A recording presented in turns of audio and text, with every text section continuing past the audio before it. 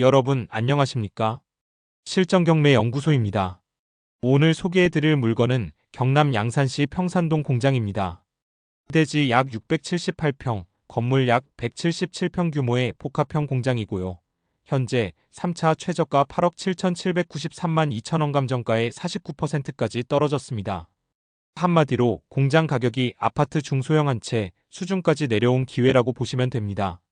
그런데 여러분, 공장 경매를 처음 보시는 분들은 이렇게 생각하십니다. 괜찮아 보이는데 이걸 내가 직접 써도 되나? 임대가 잘 나가나? 권리는 깨끗한가? 맞습니다. 공장은 권리 입지 활용성을 한 번에 보셔야 합니다. 특히 진입도로, 폭트럭 회차 가능 여부, 야적장 확보, 층고 전력 용량, 오수 배수, 그리고 말소 기준 권리 이후 권리 정리 가능 여부 이 5가지만 정확히 잡아도 절반은 성공입니다. 오늘 영상은 이 핵심을 최저입찰가 기준으로 끝까지 풀어드립니다. 근데 여러분 여기서 잠깐, 저희 실전경매 연구소가 어떤 곳인지 아세요? 저희는 그냥 이거 싸다 하고 던져드리고 끝내지 않습니다. 멤버십에 가입하시면 영상에서 보신 이런 물건들에 대해 전화로 바로 10일 문의가 가능합니다. 그리고 남들보다 며칠 때로는 몇 주 먼저 저희가 직접 임장하고 검증한 돈 되는 물건을 받아보실 수 있습니다. 혹시 이런 경험 있으신가요? 부동산 사이트에서 좋아 보여서 갔더니 이미 계약 끝. 권리 분석도 없이 사람들이 몰려들어 낙찰가가 과열되어 버린 경험. 저희는 그런 물건이 아니라 바로 입찰에 써먹을 실전 자료를 드립니다. 또 하나 영상에 다 담지 못한 세부 권리 포인트는 멤버십에서 전화로 직접 설명드립니다. 겉으로 깨끗해 보여도 이런 함정이 있으니 조심하셔야 합니다. 이건 권리상 문제 없으니 바로 입찰 들어가셔도 됩니다. 판단을 즉시 명확하게 내려드립니다. 그리고 투자자분들께도 말씀드립니다. 조건에 맞는 물건을 찾기 어렵다. 입찰가 산정이 늘 고민이다. 낙찰은 받았는데 명도세금 매각 전략이 막막하다. 이러시면 그냥 전화주세요. 조건에 맞는 물건을 찾아드리고 입찰 명도 임대 매각까지 에이지 동행합니다. 무엇보다 중요한 부분. 낙찰은 받았는데 잔금이 부족해서 포기해야 할 것 같으신 분들 꼭 계십니다. 걱정하지 마십시오. 저희는 합법적인 금융 네트워크를 통해 잔금 대출 상담과 연계까지 원스톱으로 도와드립니다. 즉 물건 분석, 입찰 전략, 자금 조달 명도, 매각 전략을 패키지로 지원합니다. 오늘의 양산 평산동 공장도 마찬가지입니다. 이 물건은 잘만 접근하면 건물 하나 샀다 해서 끝나는 것이 아니라 월 단위 현금 흐름까지 만들 수 있는 구조입니다. 왜 그런지 지금부터 최저입찰가 8억 7,793만원 기준으로 차근차근 보여드리겠습니다. 오늘 영상에서 얻어가실 핵심, 권리 리스크 체크 포인트 5가지를 이 물건에 대입하는 방법, 최저입찰가 기준자금 구조와 월 현금 흐름 계산, 임대지경 중 무엇이 유리한지, 그리고 매각 시 세금 전략 게임 BS 법인. 자, 이제 사건 개요부터 보겠습니다. 울산지방법원 2025 타경 1만 852 매각기일 2025년 9월 11일 오전 10시 대지 2242 약 678평 건물 583.89 약 177평의 복합형 공장입니다. 다음 단계에서 말소 기준 권리와 이후 권리 소멸 구조 그리고 임차인 점유 현황을 먼저 확인하겠습니다. 끝까지 함께해 주십시오. 오늘 영상 입찰에 바로 써먹을 실전 내용입니다. 자 여러분, 오늘 소개해드릴 물건은 양산시 평산동 857-6번지 일대 공장 물건입니다. 사건 번호는 2025 타경 1만 852호, 매각기일은 2025년 9월 11일. 이번 3차 최저입찰가는 8억 7,900만원, 감정가 대비 딱 절반 가격이에요. 아니, 공장이 절반 값에 나온다고? 궁금하시죠? 지금부터 차근차근 보여드리겠습니다. 이 물건의 대지 면적은 678평.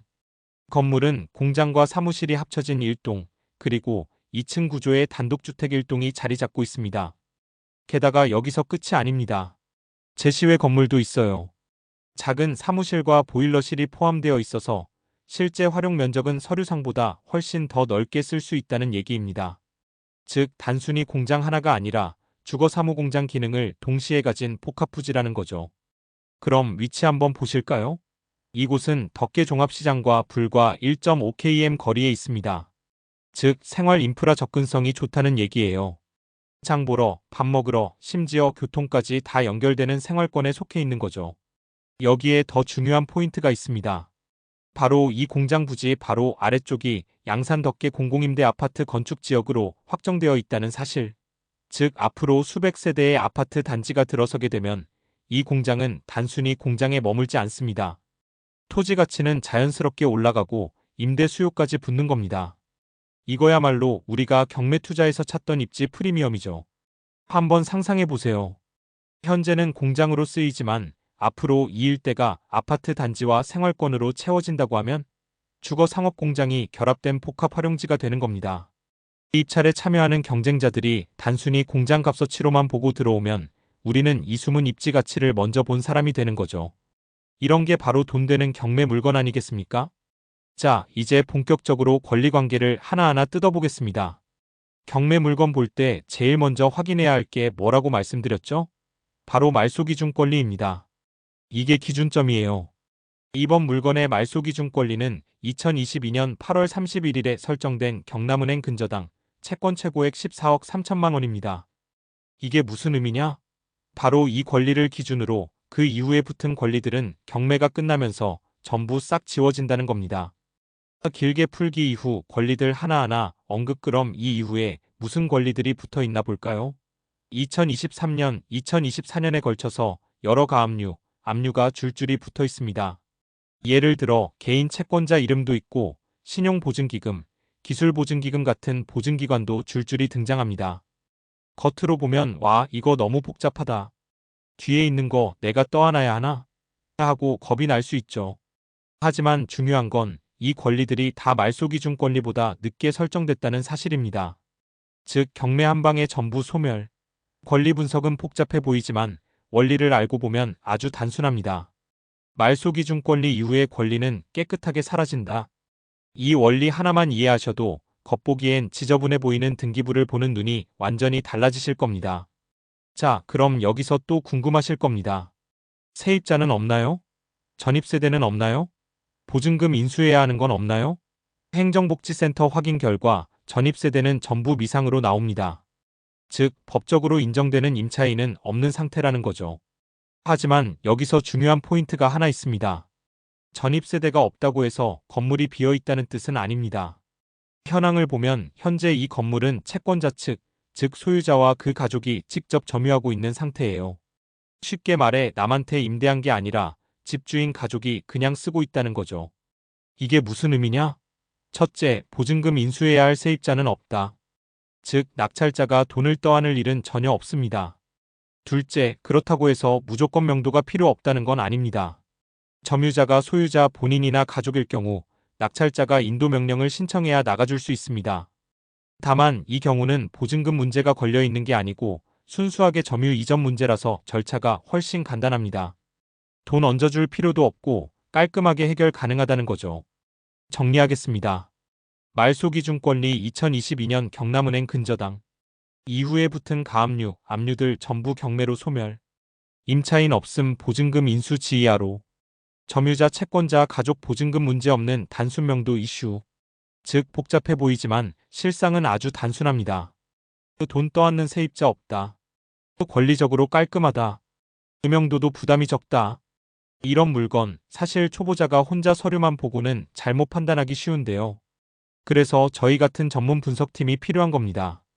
영상에서 보시는 것처럼 겉보기엔 복잡해 보여도 핵심만 딱 짚어내면 이렇게 깔끔하게 정리됩니다. 자, 이제 돈 얘기 들어갑니다. 오늘 이 물건의 최저 입찰가 얼마죠? 8억 7,900만 원입니다. 어이쿠 8억 넘는다니까 벌써 겁나네 하시는 분 계시죠? 근데 잠깐만요. 여러분이 이걸 다 넣는 게 아니에요. 은행에서 보통 70%까지 대출을 해줍니다. 그럼 계산 들어갑니다. 8억 7,900만 원, 70% 6억 1,400만 원 대출. 나머지 30%는 내 돈, 즉 2억 6,300만 원이 들어갑니다. 한 줄 정리, 은행 돈 6억 1천만 원대, 내 돈은 2억 6천만 원대. 이렇게 딱 구분되는 겁니다. 근데 여기서 끝이 아니죠. 세금이라는 게 또 붙습니다. 공장 같은 비주거용 건물은 세금이 조금 무거운데요. 보통 취득세 4.6%라고들 부릅니다. 근데 왜 4.6%냐? 이걸 잘 모르시는 분 많습니다. 제가 풀어드릴게요. 취득세 4% 3,516만원, 지방교육세 0.4% 351만원, 농어촌특별세 0.2% 175만원. 다 합치니까 딱 4,570만원 나옵니다. 그러니까 취득세 4.6%라는 말은 이 세 가지 세금을 전부 더한 최종 부담률이에요. 여기에 법무사 비용 한 30만원 정도, 잡비 조금 더 들어갑니다. 즉 세금까지 다 포함하면 약 4,600만원 전후가 추가로 필요하다고 보시면 됩니다.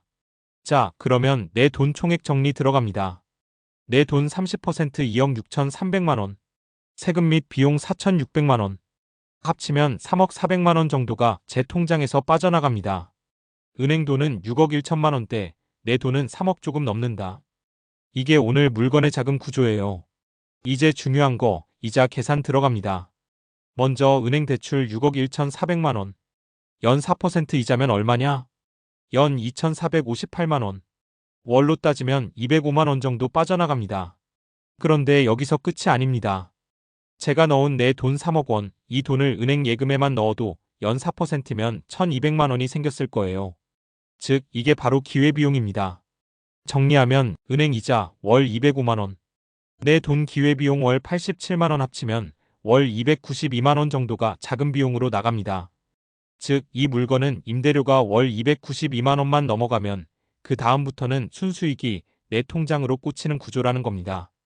여러분, 여기서 잠깐, 겉으로만 보면 이번 물건 권리 깨끗하죠. 근저당 말소 기준 딱 잡혀있고 임차인도 없고, 근데 진짜 함정은 이런 데 숨어 있습니다. 제가 보여드릴게요. 토지 목록 보시면 평산동 857-9번지랑 857-11번지가 있습니다. 지목이 뭐라고 되어 있죠? 답증 논이에요. 이게 무슨 뜻이냐? 바로 농지 취득 자격 증명, 줄여서 농취증을 받아야 한다는 뜻입니다. 에이, 그거 그냥 대충 넘어가는 거 아니에요? 아닙니다. 경매에서 농취증 없으면 낙찰받아도 법원에서 매각 불허가가 떨어집니다. 그리고 더 무서운 건 뭐냐? 이미 넣은 입찰 보증금 10%가 전액 몰수된다는 거예요. 즉, 모르고 들어갔다? 8억짜리 물건이라고 치면 8천만 원 그냥 날린다는 겁니다. 실제로 이런 실수 초보 투자자들 사이에서 정말 많습니다. 권리 분석만 깨끗하다고 보고 달려들었다가 지목에 답이나 전이 껴있는 걸 못 보고 보증금 통째로 날리는 거죠. 그럼 어떻게 해야 하냐? 농지 취득하실 분들은 농업경영계획서 내고 관할 군청에서 농취증 발급받아야 합니다. 만약 나는 농사 안 짓는다 싶으면 애초에 이 물건 입찰하면 안 돼요. 그러니까 이번 물건의 진짜 리스크는 권리가 아니라 지목과 행정 절차에 있다는 거죠. 정리합니다. 오늘 물건 깔끔합니다. 근데 857-9, 857-11 지목이 담론. 농취증 없으면 낙찰받아도 끝, 보증금 그대로 날린다? 여러분, 이거 하나만 아셔도 경매장에서 초보랑 베테랑 딱 갈립니다. 아, 이 채널은 그냥 싸다 좋다만 하는 데가 아니구나. 진짜 실전에서 당할 수 있는 리스크까지 알려주는구나. 이게 바로 저희 실전경매 연구소의 힘입니다. 자, 이제부터는 이 물건을 내가 직접 낙찰받았다고 가정하고 임대 수익 구조를 한번 계산해 보겠습니다. 시청자 여러분, 이런 거 하나하나 직접 계산해 보셔야 내가 이걸 투자했을 때 돈이 남는구나 감이 오시는 겁니다. 조건 먼저 깔아볼게요. 최저 입찰가로 낙찰받았다. 8억 7,700만 원. 대출은 70%까지 활용했다. 즉 약 6억 1천만 원 정도가 은행빚. 나머지 자기 자본은 약 2억 6천만 원. 이자율은 연 4%, 월로 계산하면 약 205만 원이 나갑니다. 여기에 유지비, 공실 리스크 고려해서 한 달에 최소 250만 원 정도는 무조건 나간다 보셔야 해요. 자, 그런데 여기서 임대를 어떻게 주냐? 제가 제안드리는 구조는 바로 보증금 1억 원에 월세 400만 원입니다. 보증금 1억은 현금 유동성 확보 차원에서 깔끔하고 월세 400만 원이면 은행이자와 유지비를 전부 감당하고도 순수익 140만 150만 원 선이 남습니다. 여기서 중요한 포인트는 뭐냐? 만약 월세를 300만 원에만 맞췄다면 사실상 본전이거나 마이너스예요. 근데 400만 원이면 매달 내 통장에 순수익이 쌓이는 구조가 됩니다. 즉, 이건 단순히 건물 하나 산다가 아니라 매달 월세로 150만 원씩 1년이면 1,800만 원이 그냥 자동으로 찍히는 구조예요. 이걸 부동산 업계에서는 뭐라고 하냐? 바로 현금 흐름 자산이라고 부릅니다. 혹시 시청자 여러분 중에 이런 고민 있으신가요? 내가 가진 돈 23억으로는 아파트 하나 사기도 벅찬데 어떻게 하면 매달 월세 꼬박꼬박 나오는 구조를 만들 수 있을까? 바로 이런 물건을 활용하시면 됩니다. 저희 멤버십 회원분들은 이런 계산 구조, 입찰과 산정, 대출 조달까지부터 집까지 10일로 컨설팅 해드리고 있다는 거 잊지 마세요. 자, 이제 마지막으로 아주 중요한 비교 하나 해드리겠습니다. 바로 개인으로 매각했을 때와 법인으로 매각했을 때 도대체 내 손에 얼마가 남느냐 이 차이입니다. 먼저 개인으로 2년 보유 후 매각한다고 가정해 보겠습니다. 차익은 똑같습니다. 8억 8천만 원이에요. 그런데 문제는 세금입니다. 양도세율이 고세율 구간으로 들어가기 때문에 무려 3억 7천만 원 정도를 세금으로 내야 합니다. 결국 내 손에 남는 돈은 약 5억 초반. 반면 법인으로 매각하면 이야기가 완전히 달라집니다. 세율이 정률로 딱 끊기기 때문에 같은 차익 8억 8천만 원에 대해 세금은 2억 1천만 원 정도로 끝나요. 즉, 내 손에 들어오는 돈이 6억 후반, 거의 7억에 가까운 순수익이 됩니다. 정리하자면 이겁니다. 똑같은 물건, 똑같은 차익인데도 개인으로 팔면 5억 조금 넘게 남고 법인으로 팔면 7억 가까이 남습니다. 즉, 전략 하나 차이로 1억 6천만 원 이상이 벌어지는 거예요. 여러분, 이거 단순히 숫자 장난이 아닙니다. 누구는 개인으로 덜컥 사서 세금 왕창 내고 누구는 법인 전략으로 움직여서 수익을 극대화합니다. 같은 물건인데 다른 건 뭐다? 바로 전략입니다. 저희 시청자분들 중에 혹시 이런 고민 있으신 분 계실 겁니다. 나는 초보라 뭘 봐야 할지 모르겠다. 조건에 맞는 물건 찾기가 힘들다. 낙찰은 받고 싶은데 입찰과 산정이 어렵다. 그렇다면 그냥 저희한테 전화하세요. 조건 맞는 물건 찾아드리고 입찰부터 명도, 매각까지 전 과정 동행 지원합니다. 그리고 또 있습니다. 낙찰은 받았는데 잔금이 부족해서 포기해야 할 것 같은 분 꼭 계십니다. 걱정하지 마세요. 저희는 금융 네트워크를 통해 대출까지 원스톱으로 해결해 드립니다. 즉 물건 분석, 입찰 전략, 자금 조달, 명도, 매각 전략까지 어부터 지까지 원스톱 패키지 지원해 드립니다. 끝까지 시청해 주셔서 너무 감사합니다. 다음에 더 좋은 영상으로 찾아뵙겠습니다.